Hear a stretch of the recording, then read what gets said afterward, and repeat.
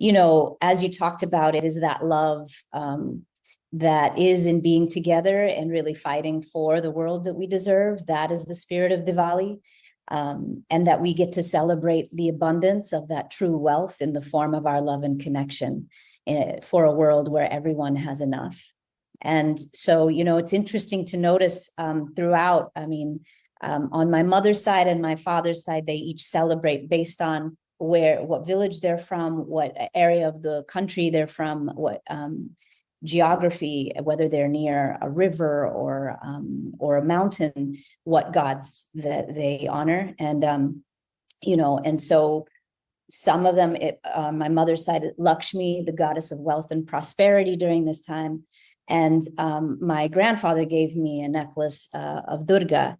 And, some texts, as you mentioned, there's connections between some of these stories and gods. And Lakshmi, some texts refer to Lakshmi as a form or connected in some way to Durga, the warrior goddess who fights on the side of the oppressed, who represents liberation, who manifests Kali.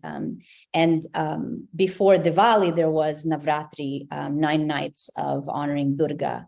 And so I want to share from a text called the Devi Mahatmyam, which translates to Victory of the Goddess. So here's Sanjay Patel is a wonderful animator, and he has these images of both Lakshmi and Durga, who rides atop a lion.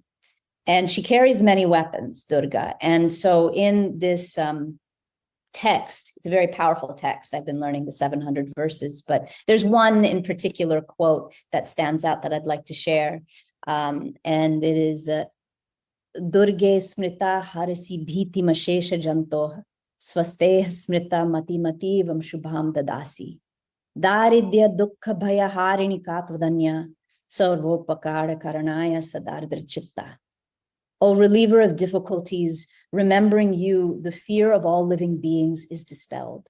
I'm speaking of Durga. When remembered by those individuals in the harmony of spiritual growth, you increase their welfare and intelligence.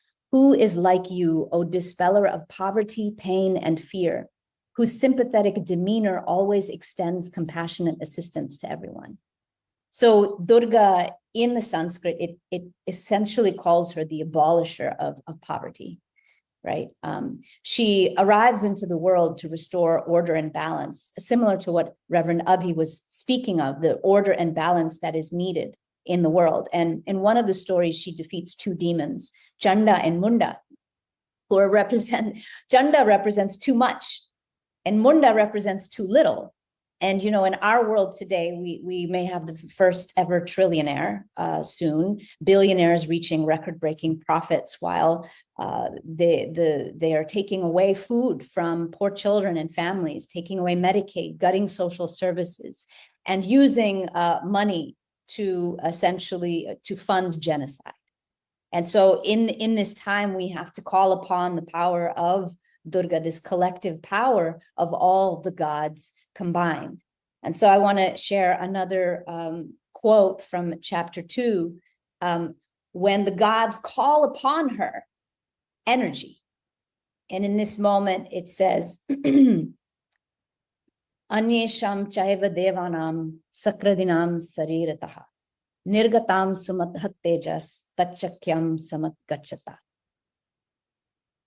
The rule of the pure and all the other gods too emitted great light from their bodies, and all the lights united to form one light of radiant splendor. Ativa tejasaha kutam jvalantamiva parvatam dadrushushte surashtratra jvala vyapta digantaram. The gods saw that great collection of light like a blazing mountain that pervaded all the directions with its flames. And then the last part of this is Atulam tatra teja sarvadeva sarirajam ekastham tadabhunari vyapta loka trayam tvisha. There was nothing to compare with this light that emanated from the bodies of all the gods. And after collecting into one, it assumed a feminine form whose illumination was apparent throughout the 3 worlds. So she becomes the power of all the gods combined, their light together. and they anoint her, they adorn her, they gift her with all of their weapons as she prepares for battle. And, you know, like jewelry, I mean, she's got it all. She's like going to look good going into battle. And she's got multiple arms, each holding a different power, right? And she represents the totality of coming together so that too much and too little are finally defeated, to restore that order and balance that is wealth and prosperity for everyone. It says later in the text that she is the cause of liberation in the world, that she destroys all infirmities, that those who take refuge in you invariably become a refuge to others. It says, Durga, you protect the universe, the soul of the universe, you support the universe. Those who bow to you with devotion become the refuge of the universe. Our movement is this refuge. Each arm of the goddess is a different front of struggle as we unite to form one body, one divine body of justice. The demon is empire. The demon is structural oppressions we must defeat for all to truly rejoice. And so as we grow our movement, we grow closer and closer to the true meaning of Durga, invincible, a fortress, unstoppable. We become unstoppable together in defeating poverty, pain, and fear, in ending genocide and war.